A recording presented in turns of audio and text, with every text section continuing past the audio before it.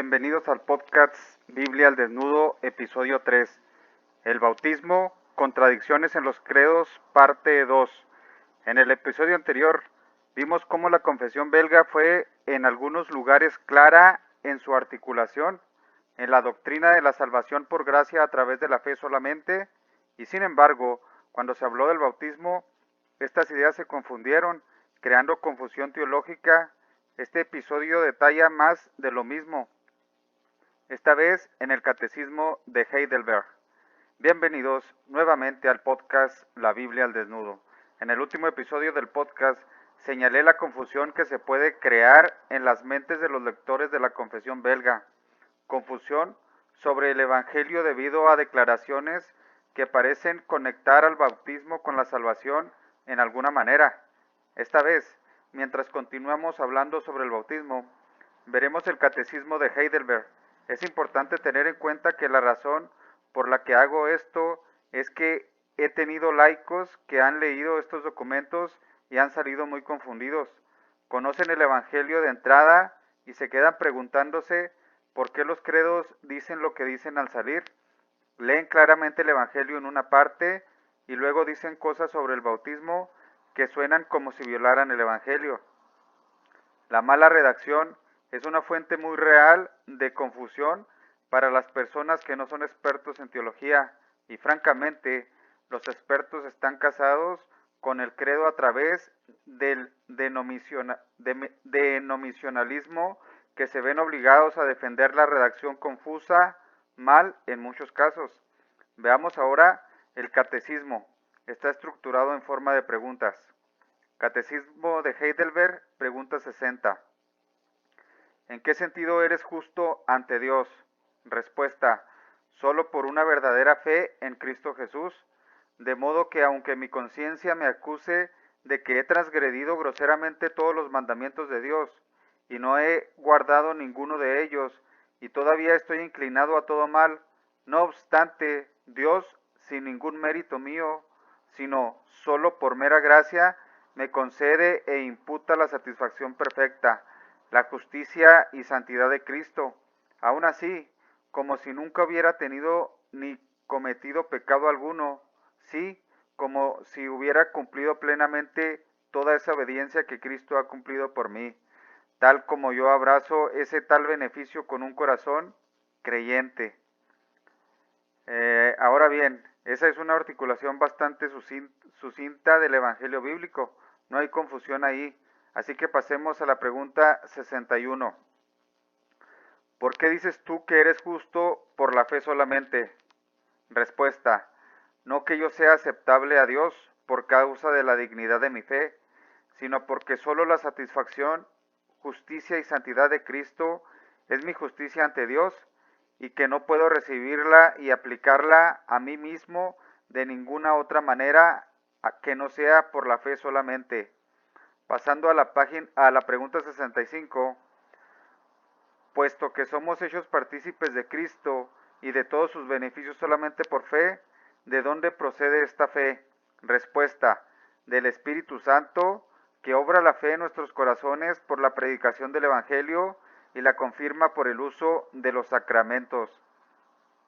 Hay mucha claridad en esto, pero aún tiene que preguntarse aquí qué significa que el Espíritu Santo confirma la fe que da por los sacramentos. ¿Ejercen fe los infantes cuando son bautizados? Me resulta difícil creer que el catecismo presuponga eso.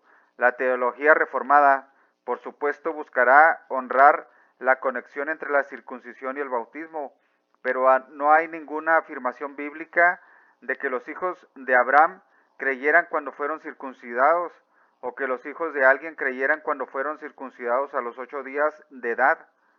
Si uno se retira de la idea de que los padres pueden creer por el infante, esto falla en dos aspectos. Uno, que no está confirmado en las declaraciones del catecismo sobre la salvación por la fe, y dos, tampoco está confirmado en ninguna parte de la Biblia. La confusión aumenta cuando observamos lo que dice el catecismo sobre el sacramento del bautismo específicamente. Comenzamos con la pregunta 66 del Catecismo de Heidelberg en este sentido. ¿Qué son los sacramentos? Respuesta.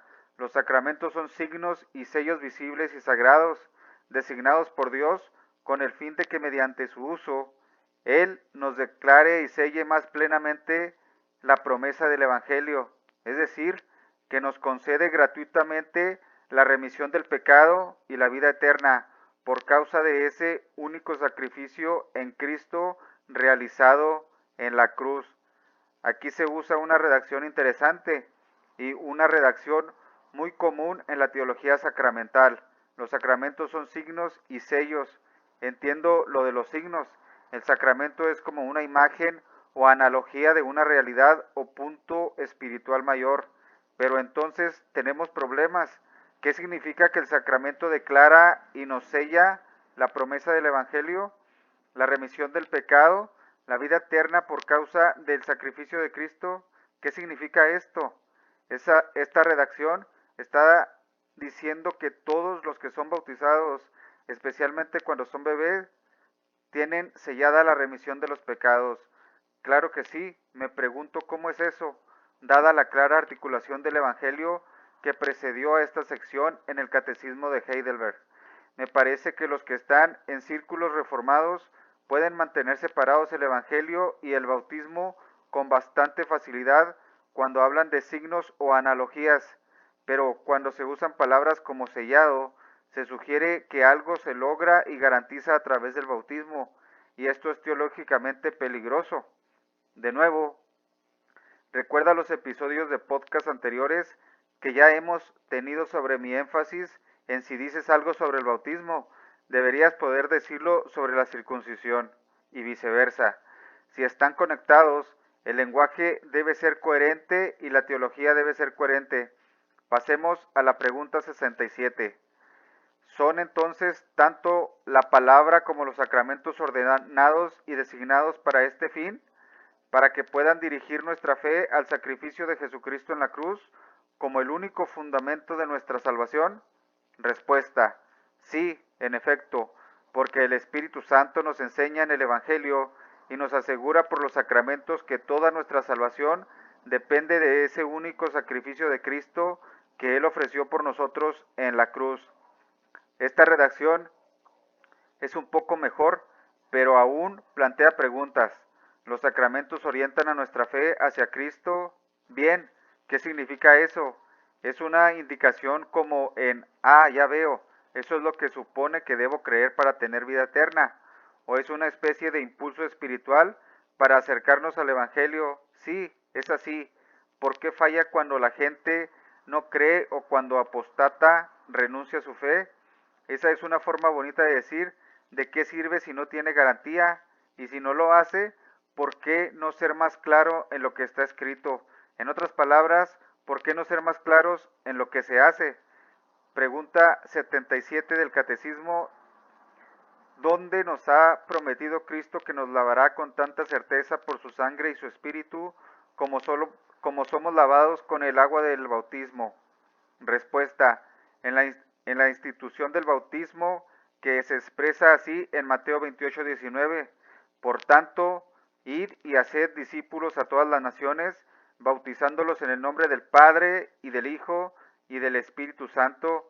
Y en Marcos 16:16, y el que creyere y fuere bautizado será salvo, mas el que no creyere será condenado. Esta promesa también se repite cuando la Escritura llama al bautismo el lavamiento de la regeneración y el lavamiento de los pecados. Ahora tenemos algunos problemas. La referencia de Tito 3:5 no solo está sacada completamente de contexto aquí, sino que incluso está mal citada. Aquí está el versículo completo y el texto circuncidante de Tito, versículo 3, capítulo 3, versículo 4.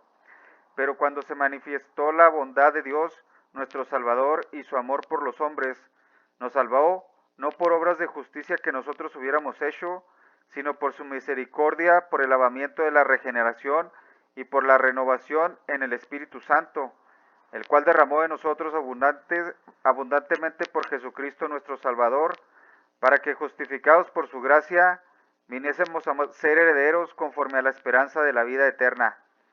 Ahora bien, esto fue Tito 3 del 4 al 7. ¿Te da algo de contexto para el versículo 5? Lo que nos salva es el lavamiento del Espíritu Santo, no el lavamiento del agua. En realidad no hay agua en estos versículos. La referencia de Hechos 22:16 también está parcialmente citada aquí.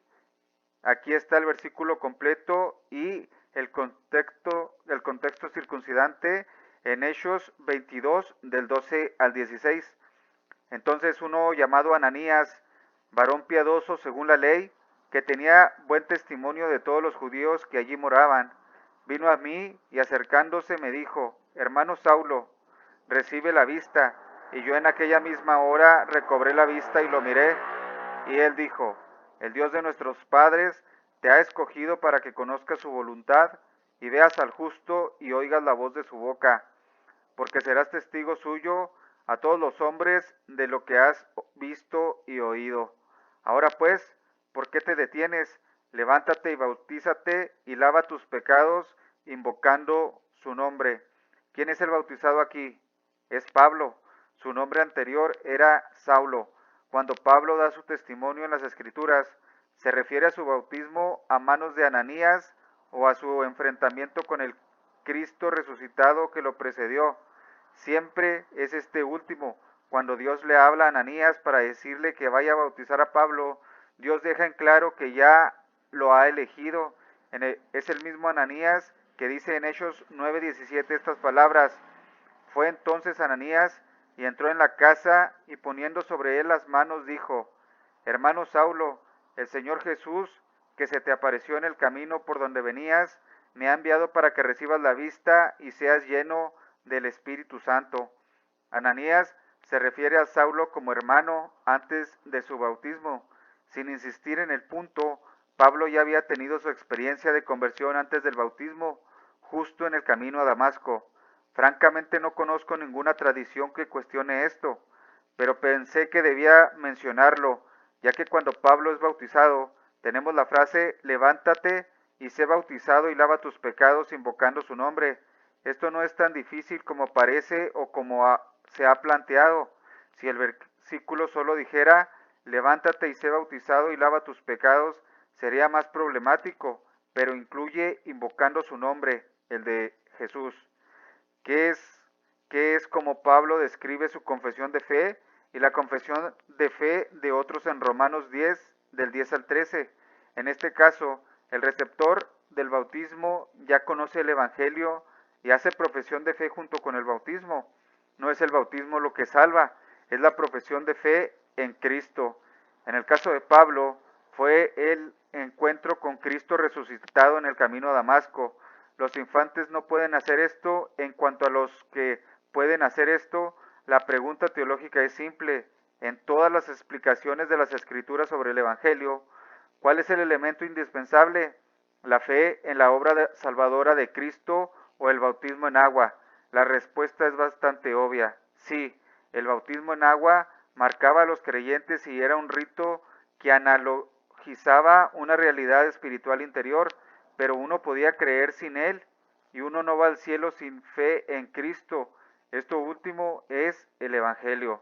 Usar Hechos 22:16 para sugerir de alguna manera que el bautismo en agua desencadena el perdón es teológicamente irresponsable e ignora una gran cantidad de contexto y contenido del Nuevo Testamento. Es difícil creer lo equivocado que está el catecismo de Heidelberg en este punto, pero se vuelve aún más turbio. Ahora escuche la pregunta 74. ¿Se debe bautizar también a los infantes? Respuesta, sí, porque ellos, así como los adultos, están incluidos en el pacto y la iglesia de Dios, y puesto que la redención del pecado por la sangre de Cristo y el Espíritu Santo, el autor de la fe, se los promete no menos que a los adultos. Por lo tanto, por medio del bautismo como señal del pacto, también deben ser admitidos en la iglesia cristiana y distinguirse de los hijos de los incrédulos, como se hacía en el antiguo pacto o testamento por medio de la circuncisión, en lugar de la cual se instituye el bautismo en el nuevo pacto. No es broma, se promete la redención a todo el mundo, pero ¿cómo puede un calvinista acérrimo decir eso? Esa es una pregunta para otro podcast. Todos comenzamos como niños. Si eres un calvinista de 5 puntos, debes tomar esta redacción como válida solo para los elegidos, y eso plantea otro problema, porque entonces las personas bautizadas en las iglesias calvinistas reformadas que creen en la Biblia se desvían. ¿Cómo pueden apostatar los elegidos? Este es el tipo de dilema teológico al que me referí en el primer episodio del podcast. Para los calvinistas, que prácticamente el bautismo infantil o bien su doctrina del bautismo necesita representarse, o sus ideas sobre la perseverancia de los elegidos necesitan ser desechadas. No se puede tener las dos cosas, pero aquí hay algunas respuestas que he elegido o he escuchado de pastores y escritores reformados. Bueno, si los padres del bebé son creyentes, el bebé bautizado no necesita creer. El bebé es parte de la relación de pacto transmitida por padres creyentes. Ahora bien, en esto, entonces, si la fe de los padres es lo que realmente importa, ¿qué sentido tiene describir el bautismo de esa manera? Más importante aún, no responde la pregunta. Claro, el infante es bautizado y está en el pacto. Entonces, ¿por qué apostató de nuevo? Tampoco aborda la situación en la que se bautizan los adultos que no tenían padres creyentes y luego el adulto bautizado termina abandonando la fe. Francamente, esta es solo una respuesta que evita el problema, a menos que quieran decir que las personas que rechazan la fe igualmente van al cielo debido a lo que cree otra persona. También he escuchado algo como esto: se supone que el bautismo no funciona para los no elegidos. Entonces, díganme, ¿en qué se parece eso a la circuncisión? ¿Cómo funcionó la circuncisión cuando se trataba de la salvación? La respuesta es que no funcionó en absoluto y no estaba destinada a ser un boleto a la salvación. Israel, como nación, era elegida y todos los varones judíos debían ser circuncidados. Nadie era más judío que otros judíos, y sin embargo, la mayoría de la nación apostató. Honestamente, la lógica aquí es simplemente horrible. Me parece que tenemos algunas opciones que tomar en respuesta. Tal vez el bautismo no logre nada, o tal vez los elegidos no terminen siendo elegidos, lo que significa que la elección y la salvación son dos ideas separadas. Ahora bien, cualquiera de esas alternativas, todas ellas francamente, contradicen la redacción del catecismo. Recuerde, la razón por la que estoy haciendo este ejercicio es para mostrar cuán confusas son las palabras de los credos con respecto al bautismo. Son confusas porque no reconocen la necesidad de decir solo sobre el bautismo lo que uno puede decir de manera coherente y bíblica sobre la circuncisión. Una vez que se equivoca en esa tarea, su pensamiento va a ser irremediablemente confuso e inconsistente. Desafortunadamente, no mejora con la confesión de Westminster. Esa es la que analizaremos en el próximo episodio del podcast Biblia al Desnudo.